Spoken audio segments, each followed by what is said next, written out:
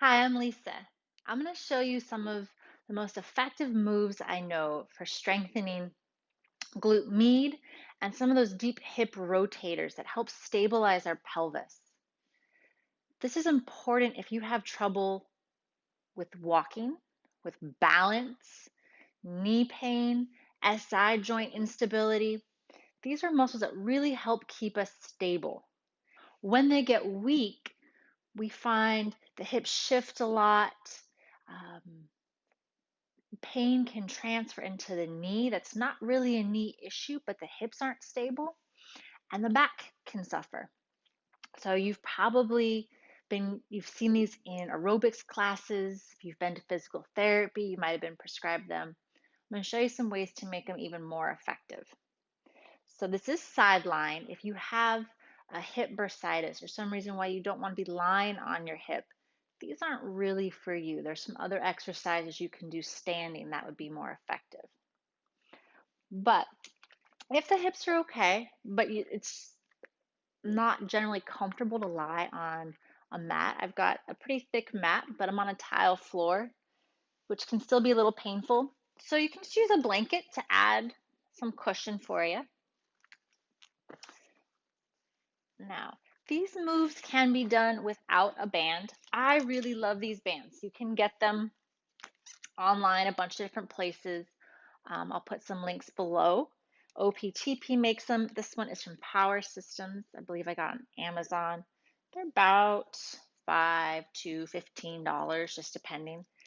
And they come color coded in different levels of strength of resistance. This is a blue band. This is about midway up. It's in the heavy resistance family without being real heavy. It's a nice general place to start. If you have decent strength, but you know that you need to really build up these muscles for better stability. You can also do this with a regular TheraBand. Let's see. I know I've got one here. You can do something like this as well and just tie it into a loop and knot it. I like these better because there's no knot to deal with. It does help to be wearing pants for this. Otherwise, it can tend to pinch or take off leg hair. So, band is going up above my knees on my thighs. I'm gonna lie down on my side and make this comfortable for yourself. You can hold the head. If it would feel better to have a pillow, you can put that there. You can lay it on the arm. We just want that comfortable. I'm imagining like I was lining myself up against a wall, so my shoulders and my hips are in the same plane. Knees come forward. Shrug your top hip away from your ribs. You want to keep this length. And feel for being a little lifted in your bottom waistline as well. So the abs are working here to stabilize you. Slide the top knee slightly in front of your bottom knee. The tendency here is to slide the pelvis back as the knee opens up, and that is a way of cheating. We really want to work these muscles so that knee needs to stay forward. This first one is called a clamshell. We're going to keep the feet together and lift and lower the top knee. We're going to go for 10 today.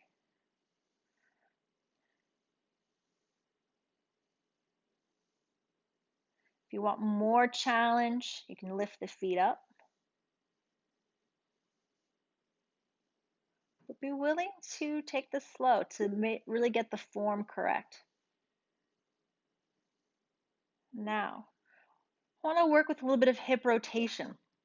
So I'm going to lift the knee up. There's my external rotation. And I'm going to lift the foot up, bring the knee down, and then the foot down. So I'm externally rotating and then internally rotating.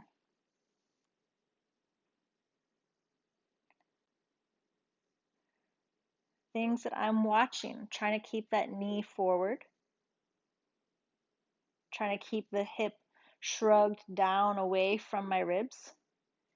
And I'm trying to keep that hip from rolling back and forth.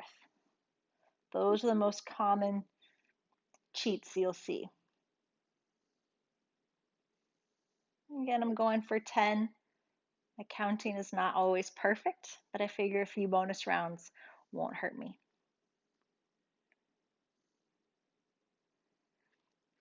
Now, if rotation is an issue, you can then reverse that. So the foot goes up, then the knee, foot goes down, knee goes down.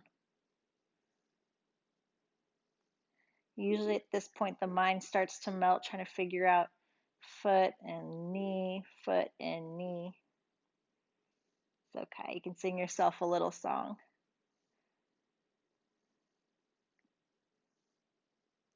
I'm really starting to feel that burn right back here in my glutes. I'm also feeling my obliques a little bit because they're working to help stabilize me so that I don't rock back and forth.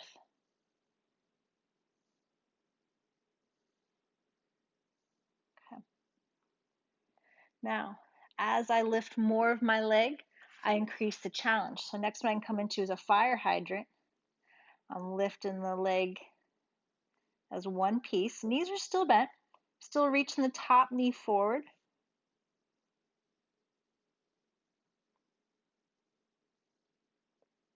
I'm starting with my weaker side. Often there will be a side that's not quite as strong as the other. I think that's 10. So now I'm going to straighten the leg. Knees stay stacked. My hip stays back and shrugged down. Lifting up. You really want to get that foot at least as high as your hip, if not a little bit higher. Remember, the move is coming from your hip joint. Okay, so think about the thigh moving, not so much the foot, it's just attached.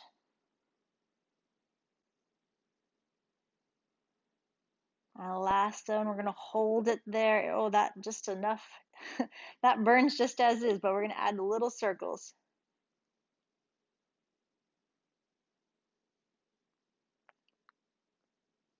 Reverse the direction.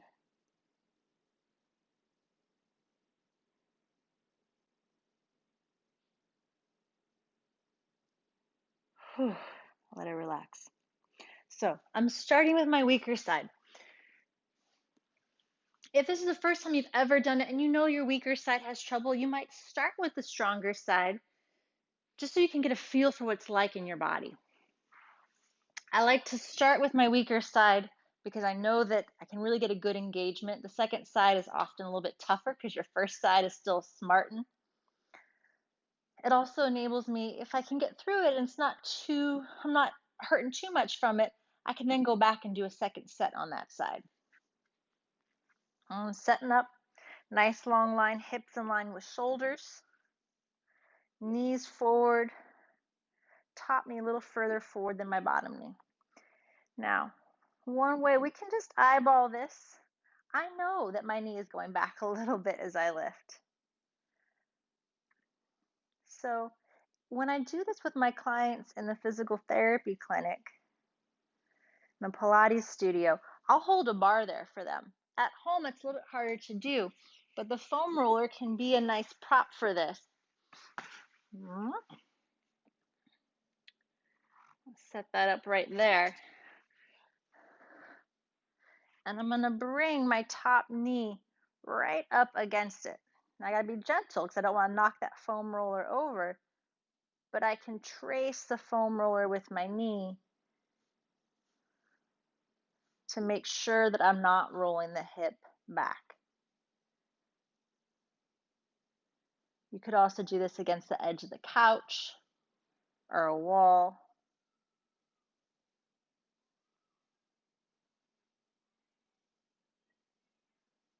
And we'll add the rotation. So knee goes up, foot goes up, knee goes down, foot goes down.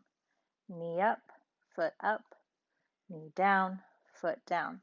Knee, foot, knee, foot.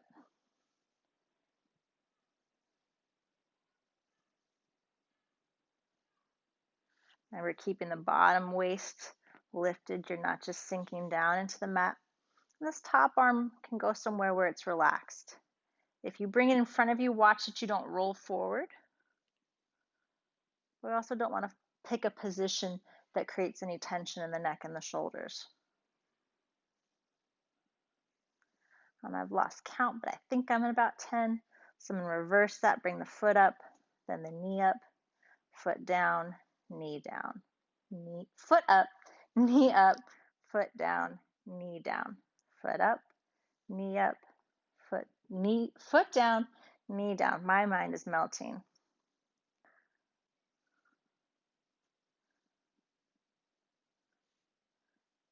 So if you goof it, don't worry about it. Keep moving nice and slow with control. Sometimes for a challenge, I'll just have clients hold it up there. All right, so once we come into our fire hydrants, you can lift, hold, and then lower.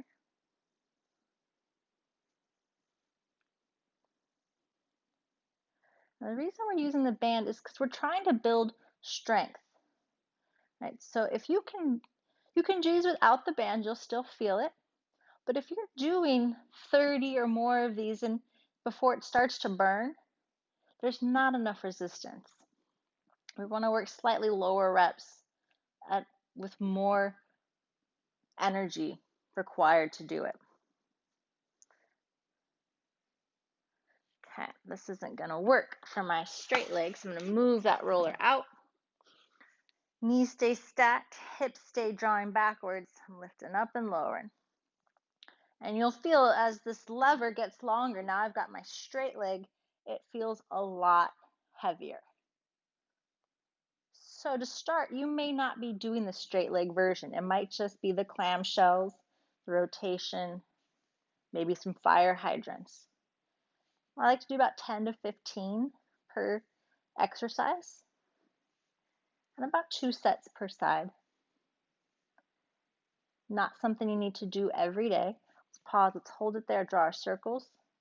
Because if we're really building strength, the muscles need a day to recover. So this might be something 2 to 3 times a week that you do to get the strength up.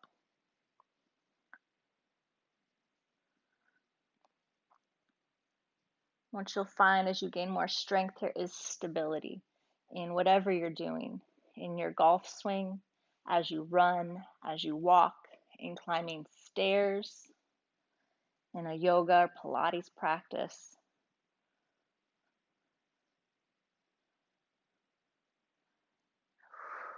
All right, when you're done with that, roll onto your back, take that band off, and you've earned a stretch. So you cross an ankle over thigh and draw the knees in towards your chest. Grab it on the back of the thigh, back of the shin. If this is not comfortable for you for whatever reason, you can also do this against a wall. Right? And the closer you are in towards the wall, the deeper the stretch will become because it'll bring the knees into your chest for you.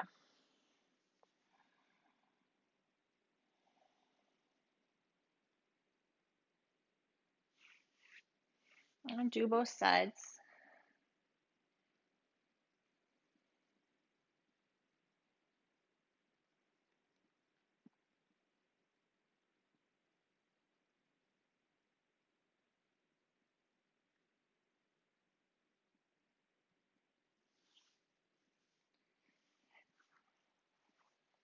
All right, and there you go. Sideline leg series for building outer hip, outer glute strength. Give it a try. Let me know how it feels.